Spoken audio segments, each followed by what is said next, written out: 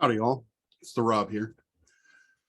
And again, I'm going to do something of an unfiltered video. And yes, I am going to be discussing mental illness.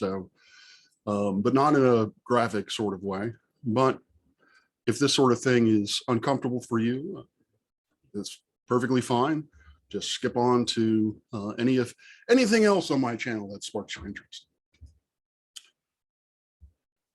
I have a disability, albeit an invisible one.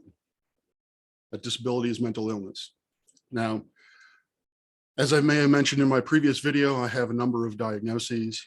But ultimately, what I can say, what the science tells me, is that the neurochemical reactions in my brain are atypical. I do not produce enough serotonin. I do not produce enough dopamine, or at the very least, I don't receive the serotonin or dopamine that I do produce, or at least not as effectively. In addition to that, I have certain neural pathways that I developed as a child that I still have and are maladaptive. They worked for me when I was a child, but well, that's arguable, but they worked for me enough as a child to get me through childhood. But they don't really work for me now. What I consider a disability is anything that causes you dysfunction in your life and requires special attention to mitigate. And I certainly have had dysfunction in my life, both professionally and personally. I certainly do not serve my students nearly as well as I would like. And I've admittedly had 2 failed marriages, which my mental illness contributed to. But let me be very clear about this. I do not blame my depression for my failings.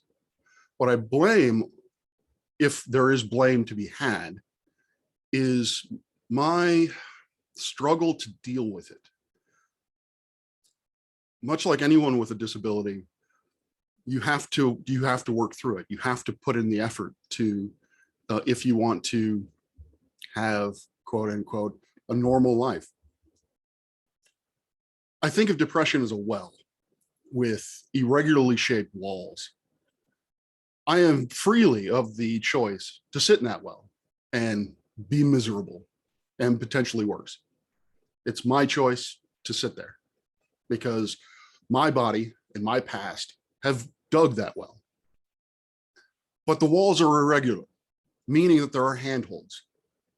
I can, with effort and occasionally with pain, I can haul myself up.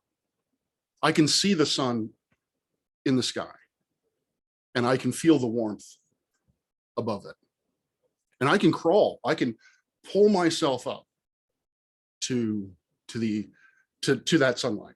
And at times it is a Herculean effort to do so. It sucks beyond measure. And to a certain extent, there is some, and I know I'm going to get the name wrong. The dude who pushed the rock up. There's Sisyphus, I think. Because I can see that I can get to the top. I can see sunlight. I can feel joy. I can feel contentment at times. But it takes effort to get there. And it takes effort to stay there. Because if I don't pay attention to what I'm thinking and how I'm feeling, I could very easily slip. I could very easily drop a handhold and fall down the well. Sometimes I can catch myself before I hit bottom, but sometimes I hit bottom. And I've decided to keep climbing, like Sisyphus and the rock. I know I'm getting that wrong, but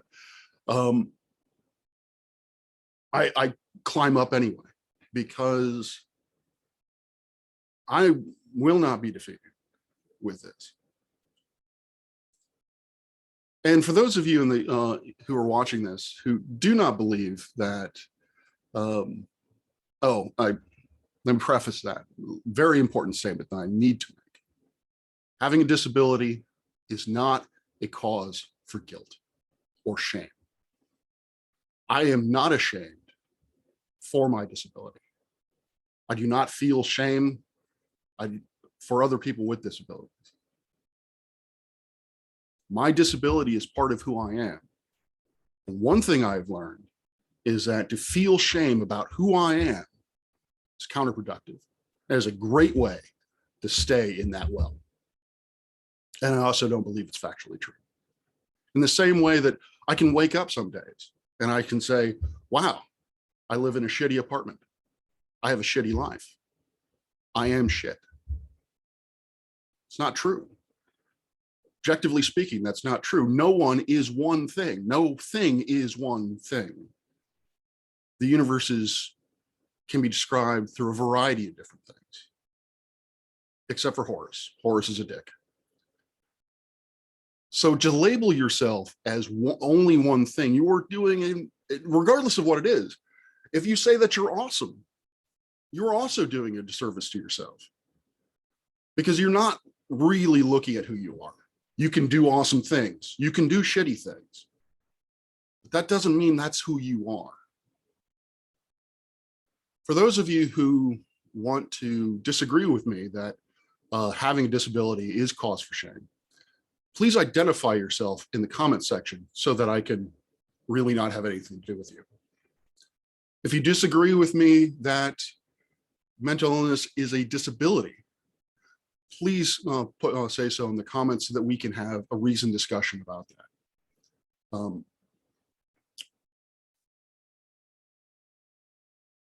So again, this is unfiltered, so sometimes my brain it don't work so good. And so that's basically all I had to say on this.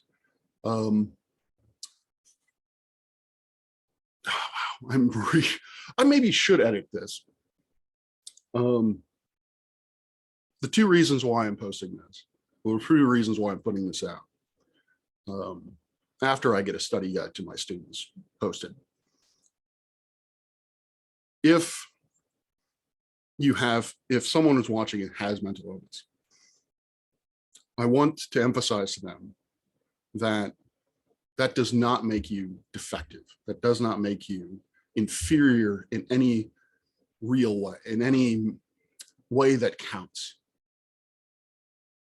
There might be things that I can't do, but that doesn't mean that I am somehow bad, that I am somehow worth less than others who can do that thing better. So be kind to yourself. If you have a mental illness, if you have this disability, I urge you to be kind to yourself. One of the things that they continue to tell me is I have to give myself grace. I have to understand my own limitations and be okay with that. But also, if I feel that I can push my limitations, do so, but only in a responsible way. The second reason why I'm doing this is because I love to talk about myself. I can't help it. It's just something that I do. So win-win. All right. That's it for now. I hope you all enjoy the rest of my content, and I will be this coming week or this coming Sunday, I will be having a very interesting discussion with my dearest friend, my brother, Dr. Victor Ketza. And we will talk about a variety of different subjects. So hopefully, if you're watching this and you're interested in hearing from 2 scientists bullshit back and forth with each other, please tune into that. That is Sunday at 8:30 in the morning, Eastern Standard. All right. Peace out. And remember, no matter how dark it gets, you are stardust.